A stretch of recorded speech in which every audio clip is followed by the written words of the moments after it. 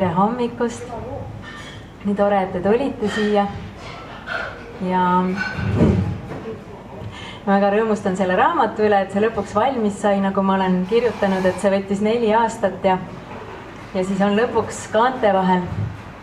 Et selle raamatu saamislugu on selline, võib-olla mul süles osaliselt on ju, aga Hendrik sai eile 3, aga see raamat on siis töös olnud juba pikemat aega ja esimene tõuge selleks oli Kundalini jooga, rasedate jooga koolitus. Kui ma seal käisin, seal oli 10 naist võtsid osa ja ma olin üks 2, kes ei olnud sünnitanud ja ma läksin juba nii elevile, et ma nii tahtsin sünnitada ja tahtsin kogeda seda rasedust. Ja sellest sai nagu see inspiratsioon alguse, et selline nagu elevus ja värin sees, et ma tahan ka.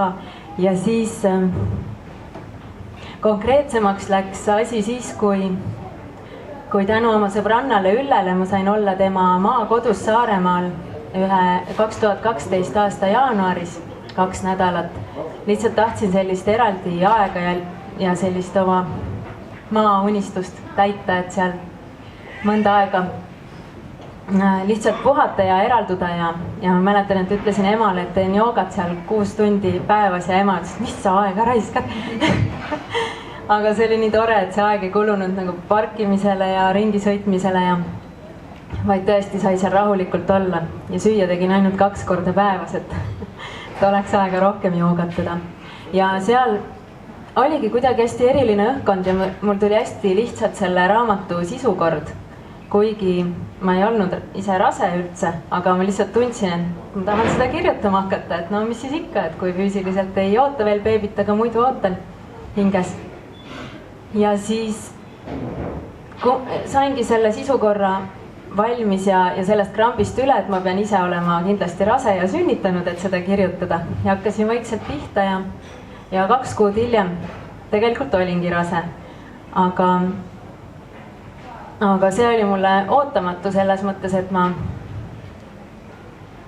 olin just registreerunud Kundalini jooga õpetajate 2. astme koolitusele, mis kestab 2 aastat ja siis hakkas just esimene moodul pihta, mis kestab nädal aega ja enne seda esimest moodulit pidin 10 päeva ainult rohelist dieeti tegema ja ma mäletan, et see roheline dieet tegi mind nii vihaseks nagu, et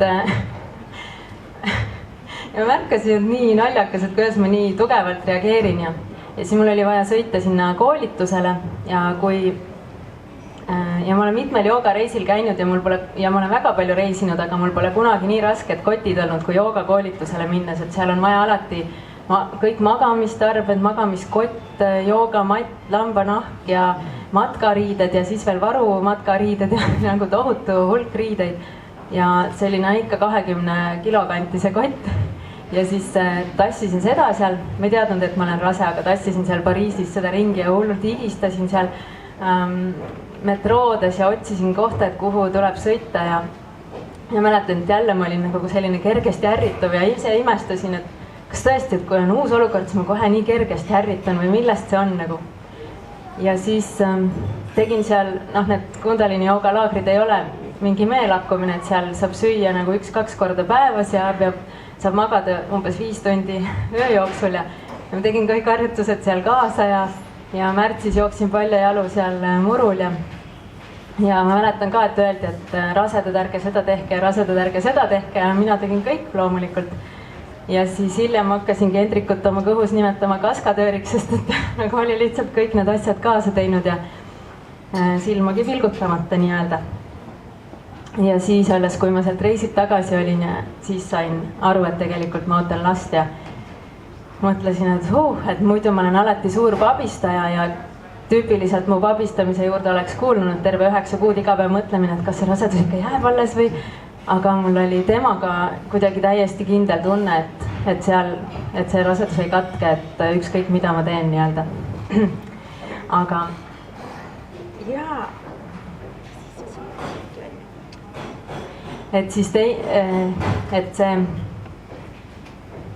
et ma siis ise jäin lapseootele, oli muidugi oluline tõuge, et siis edasi kirjutada seda raamatut ja ise rakendada kõiki neid teadmisi. Ja mul oli väga hea meel, et ma olin enne rasedust juba tutvunud nende igasuguste joogalike harjutustega ja mõtteviisidega, sest et siis mul iiveldas 2 kuud nagu nii kõvasti, et ma ei tea, lihtsalt täitsa hull, ma ei oksendanud eriti, aga lihtsalt nagu kõndida ja liikuda ei saanud, nagu voodist püsti eriti ei saanud, mõelda ei saanud, nagu kõiki need kundalini jooga harjutusi, mis on sellised nagu sisse hingates, välja hingates, sisse, välja.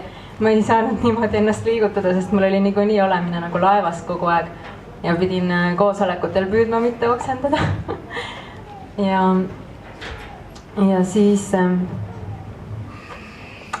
siis viimane tõuge, et see raamat ära lõpetada, oli minu keeletoimetaja, Tene Hooki teada, et tema ootab beebit. Ja kuna mina olin alati väga rahul tema toimetamistega Sensas, sest et Tene on küll keeletoimetaja, aga ta nimelt toimetab ka, et mis siin pildil seljas on inimestel või et see kirjaklamber, et see on niimoodi valesti pandud, et niimoodi ei saa riputada midagi sinna kirjaklambi külge. Et siis ma teadsin, et ta vaatab nii põhjalikult lihtsalt kogu seda raamatut ja et ma usaldan seda tema tööd ja siis ma teadsingi, et okei, et ta õnneks üsna varases beebiootusjärgus teatas sellest meile, et siis mul oli 3 kuud aega kirjutada ööd kui päevad nii-öelda. Sest sellele viimasele kirjutamisele jäidki põhiliselt ööd. Ja see ei olnud nagu raske, et ühtegi teist asja ma ei oleks tahtnud öösiti teha, aga mulle see tundus, et kui ta oli nagu inspiratsiooni pealt tehtud, siis ei olnud seda raske teha. Et siis ma lihtsalt viimistlesin veel iga peatükki ja kirjutasin need nagu voolavamaks ja sujuvamaks. Et see võttis umbes 3 kuud ja siis sain plaani kohaselt ikkagi Tenele üle antud. Nüüd on Tenel siin beebi kaasas 4-kuune või 3-kuune, ja raamat hakkab 3-nädalaseks saama. Ja. Et need olid nagu need sammud siis selle raamatu sündimise teel. Ja beebiootuse ajal, see läheb igal naisel erinevalt, et ma arvan, et eks ma vahepeal olin õnnetu ka, et miks mulle nagu kõik need hädad tulevad, millest ma siin raamatus ka kirjutan, ja siis ma sain aru, et eks see on sellepärast, et ma seda raamatut kirjutaks ja et ma tahan ka rasedate joogatunde anda, et ma kõiki naisi mõistaksin, kellel nagu on need reaalselt need jalakrambid ja need iiveldused ja kõik seljavalud ja puusavalud ja siis ma siin raamatus kirjeldan ka, kuidas ma elan praegu samas piirkonnas, kust ma lapsena pärit olen, et see on minu jaoks selles mõttes hästi tuttav kant ja et rasedana ma isegi eksisin seal nagu ära täiesti nagu vana inimene, kus pool mu kodu on, kuhu poole minna, kõht juba tühi, pissihäda ja vihane jälle ja nii edasi, et selliseid asju juhtus. Ja siis tuli veel rauapuudus ja siis ma olin üks vähestest inimestest, kellel lähevad hambad nagu ühe päevaga siniseks, kui süüa neid granaate, mahlasid ja neid soovitatud rauarikkaid asju. Et siis olidki sellised sinakasallide hambad ja siis see oli selline ootamatu ja siis selle rauapuudusega ma tegin seda toore nõgese smuutit, aga mul ei olnud väga hea blender, ta ei teinud nagu imepeeneks, et siis mingil koosolekul nagu rüüpasin seda smuutit ja siis hakkas see nõges kõrvetama kurgus ja see oli mingi juhtkonna koosolek, mida mina veel läbi viisin ja siis mul oli vabandust, pidin lihtsalt välja minema ja ma ei teadnud, kui kaua ma pean väljas olema, et kui kaua nagu nõges kõrvetab kurgus. Et siis soovitan nõgese smuutit hästi peene blenderiga ja läks üle see rauapuuduse teema tegelikult. Siis ma lubasin, et me proovime siin ühte rasedatele treeninguks mõeldud meditatsiooni, mis aitab sünnituseks valmistuda. Ja mõtlesin julgelt, proovime seda 3 minutit. 3 minuti jooksul hakkab igav ja kõik maailma asjad juhtuvad, aga katsuge vastu pidada. Ma sünnitasin 44 tundi. et siis proovime 3 minutit seda asja. Seda siis, millega valmistutakse sünnituseks kundalini jooga järgi. Vasak peopesa allapoole ja parem peopesa ülespoole. Ja siis hingamine on tegelikult mitte selline nagu sünnitusel, ütleme, aga see on selline, et läbi suu sisse ja läbi nina välja. No sünnitades siis pigem nagu hingad nina sisse. mul oli väga hea meel sellel hommikul, kui ma tundsin, et nüüd on tuhud, et nüüd ma ei pea tegema seda. Mulle tundub, et mul sellest oli abi just selle tuhude osas.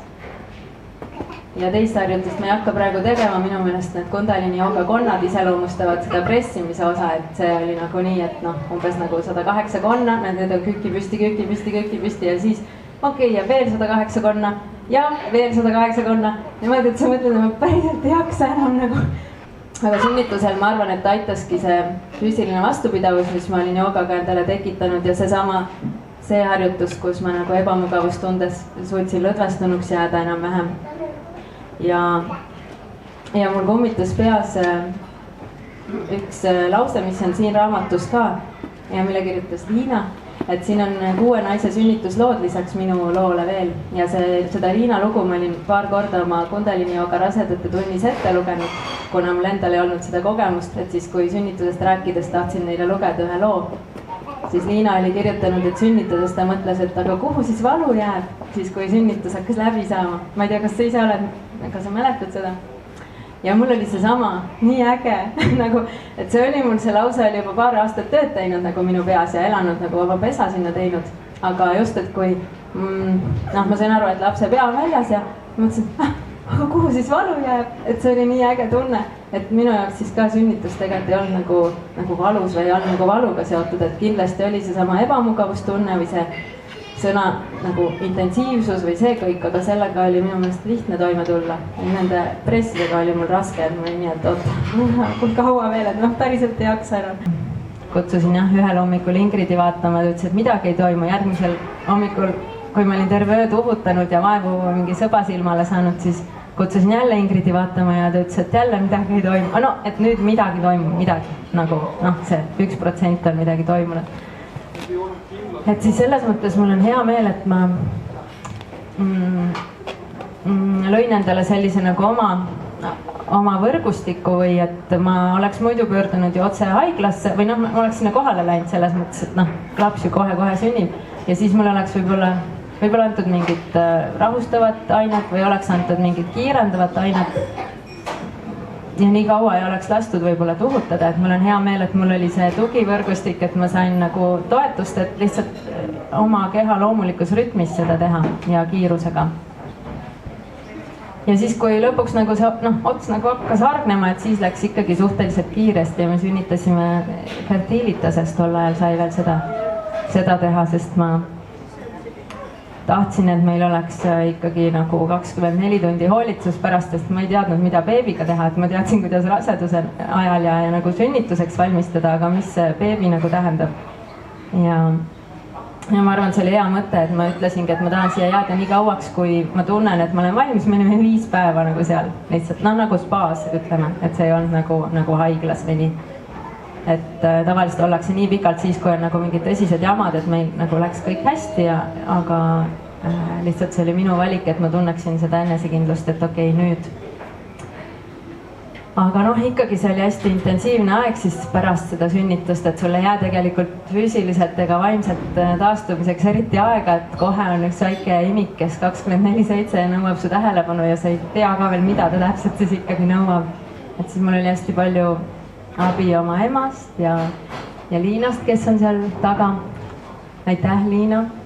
Liina oli kursis sellega, et mis Kundalini jooga retseptid on, et mis aitavad emakal terveneda ja närvisüsteemil taastuda ja siis ma õnneks sain nagu head hoolitsust. Seda ma kirjutan siin raamatus ka, et kindlasti tagage endale need inimesed, kes aitab koristada, kes aitab poes käia, kes aitab süüa teha. Et seda on täitsa normaalne küsida, mitte püüda kõigega ise hakkama saada. Igal juhul hästi tore, et te tulite ja ma loodan, et sellest raamatust on abi paljudele. Ta nüüd tuli palju paksem, kui me ootasime, et selle raamatu kujundaja Küllike tegi nagu hästi tihedat tööd ja saatis mulle vahepeal sõnumi, et kuule ei, 100 lehekülge veel juurde. No nüüd veel 100 lehekülge juurde umbes. Et jah, mõnes mõttes, kui liiga pikalt kirjutada, siis juhtub niimoodi, aga ma loodan, et siin on kõik kirjas, mida teadma peab ja mis on innustav. Et suur-suur tänu teile.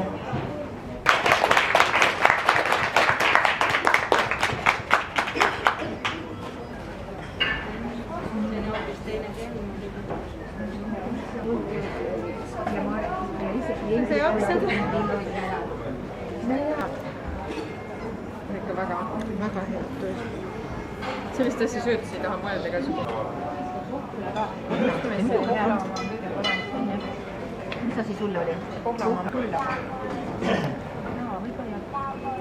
Mul oli jah, terane.